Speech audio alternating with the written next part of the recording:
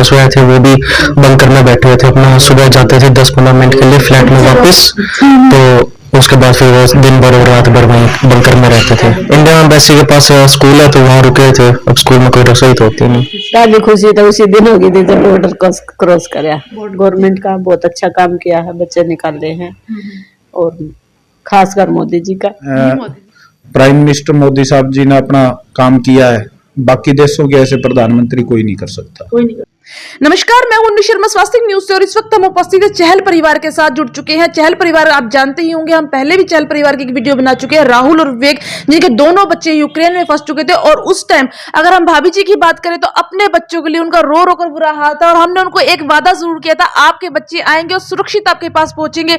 आज उनकी गुहार जो उन्होंने प्रशासन से लगाई थी या भगवान से उन्होंने जो प्रार्थना की थी, आज दोनों ने ही उनकी पुकार सुन ली, और उनके जो जिगर के दो टुकड़े हैं विवेक और राहुल अपने घर पहुंच चुके हैं। और आइए हम जानते हैं राहुल और विवेक से कि इनको भारत लौटने में इतना समय, अपने घर लौटने में इतना समय क्यों लगा, और उनके साथ ऐसी क्या क्या वहां पे घटनाएं घटी जिनको लेकर आज ये बच्चे यहाँ पर है, और अपनी आप भी थी वो आज हमारे साथ शेयर करेंगे। अब हम बात करते हैं। नमस्कार भैया।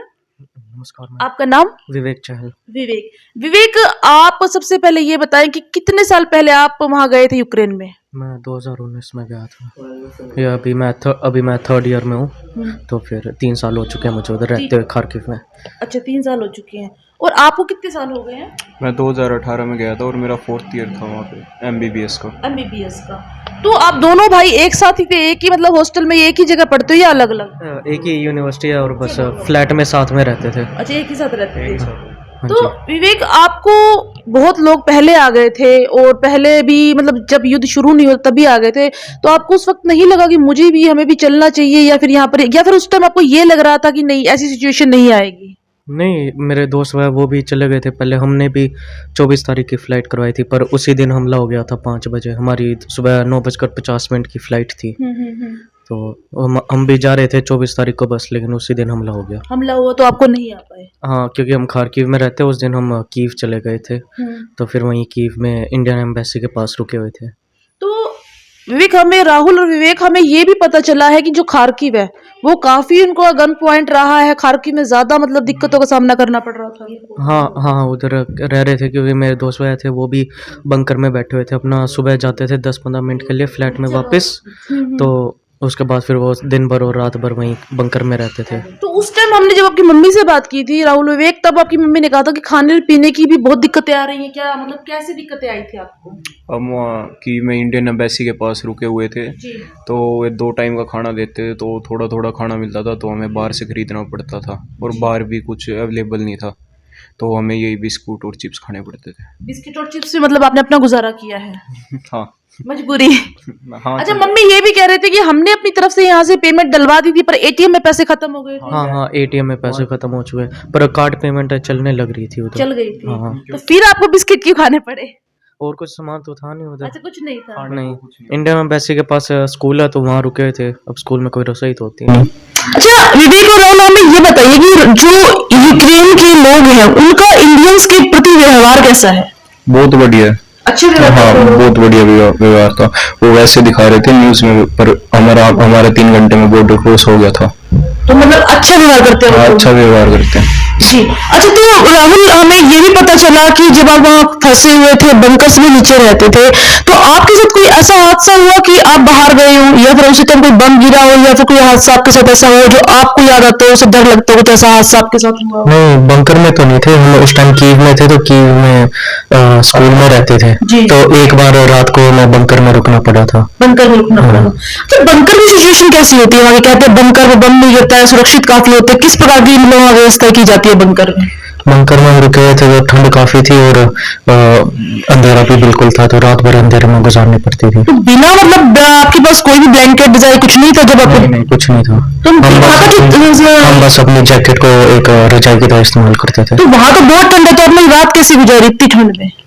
जैकेट थी वो, हम वही पहन के गुजारा करा। तो मम्मी पापा की कितनी याद आई जब वहां पास गए? मम्मी तो आपकी बहुत रो रही थी आप लोगों के लिए, बहुत परेशान थी आपके लिए, किसी प्रकार आप आ जाए। उनने सरकार से भी गुहार लगाई। तो आप लोगों का सच में यही हाल था जैसे मम्मी का था, या फिर फ्री माइंड थे? आप बताइए। सही थे हालात। कोई सही थे। हाँ, आप सही कर, पूरा परिवार आपको पता है एक पैर पे खड़ा था आपके लिए, कब नहीं हमारे सही बच्चे लिए। सही था, मतलब पता था हो जाएगा, आ जाएंगे इंडिया।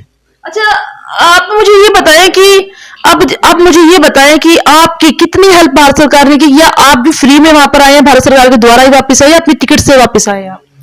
तो तब तो हम स्कूल में रुके थे, तो उधर खाना तो इतना मिलता नहीं था, तो एक मैट दिया हुआ था और जैकेट को हम एक रजाई की तरह इस्तेमाल करते थे। अब वापस आए हो आप इंडिया, तो भारत सरकार की तरफ से आप वापस आए? हाँ हाँ, इंडियन गवर्नमेंट की इंडियन तरफ से। गवर्नमेंट की तरफ से आप वापस आए? हाँ, कि बॉर्डर पार करके उधर इंडियन गवर्नमेंट ने ठहरने का करा हुआ था।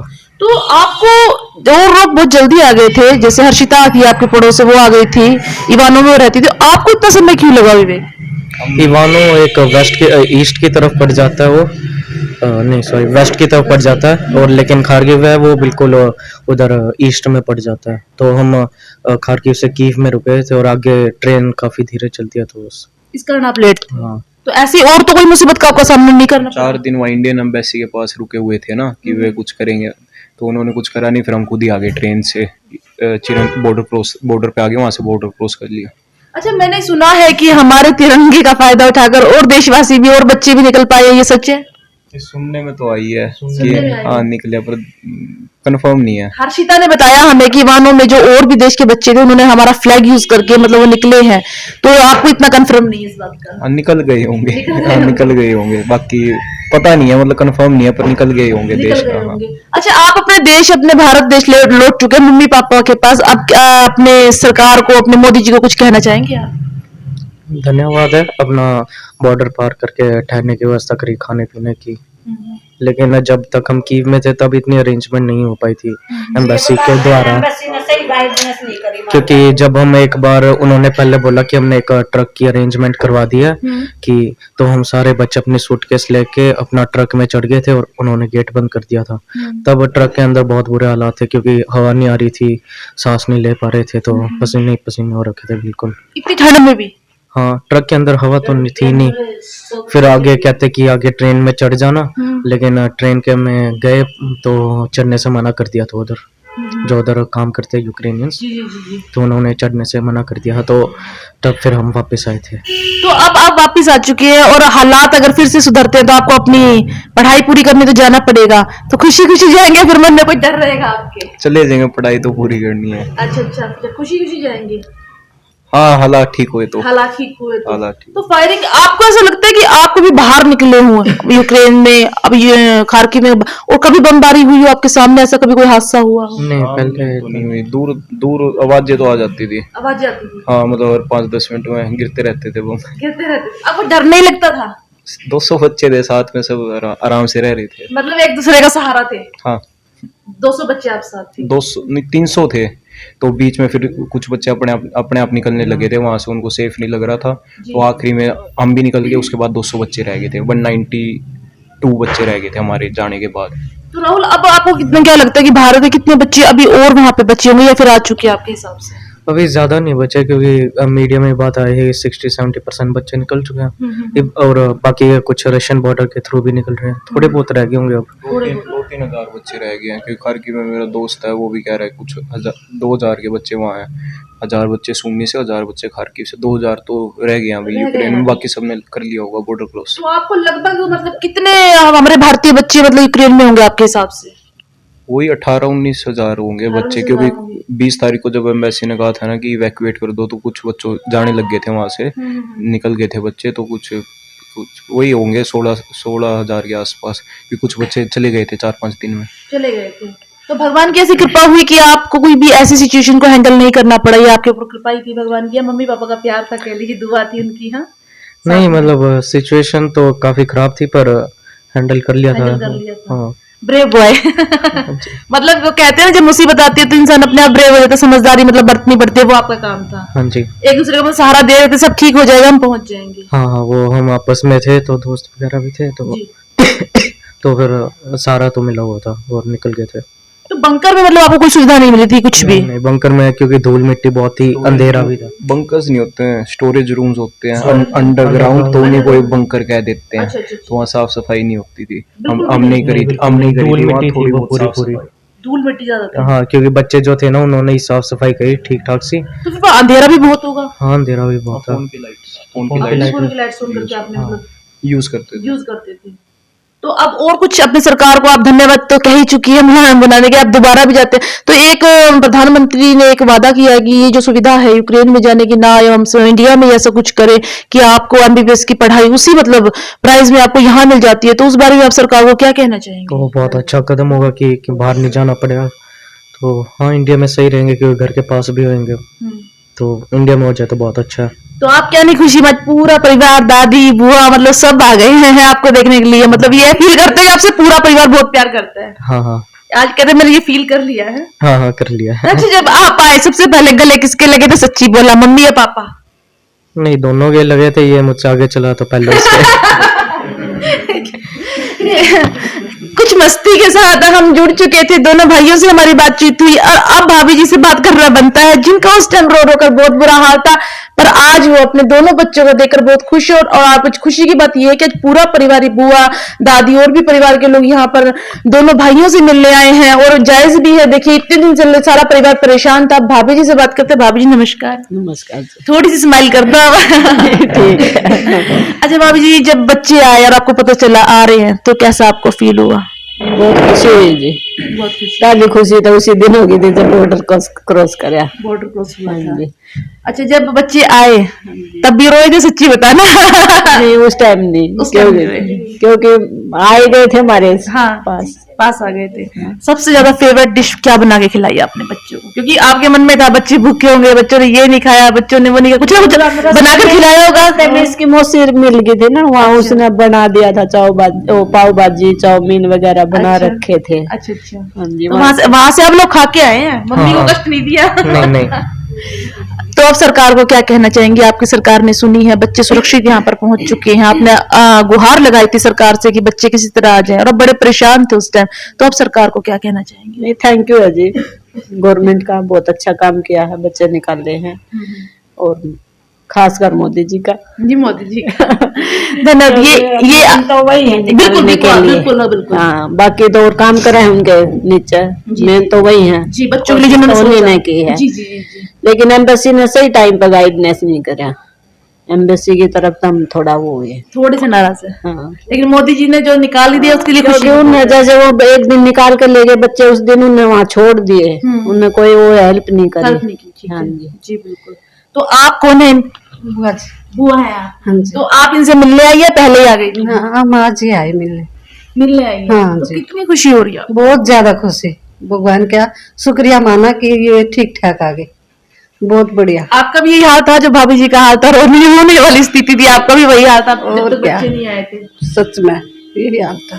यही हाल था, आपको लग रहा किसी तरह बच्चे घर आ जाए। हाँ, तो अब बच्चे आ चुके हैं, तो आप भी मतलब सरकार, मोदी सरकार को कुछ कहना चाहेंगे आप? बहुत बहुत बड़ा धन्यवाद उसका, आप जो अभी हमारे भी- बच्चे आप आ अभी गए। भी रो रहे हो खुशी के कारण, लेकिन देखिए अभी तो आ चुके हैं, अभी मत रहिए, अभी आ चुके हैं आपके बच्चे। और ऐसी मुसीबत जो इन बच्चों पर आई, भगवान करे कभी किसी भी बच्चे पे मुसीबत ना आए। और अब दादी के साथ जुड़ चुके हैं, दादी से बात करेंगे।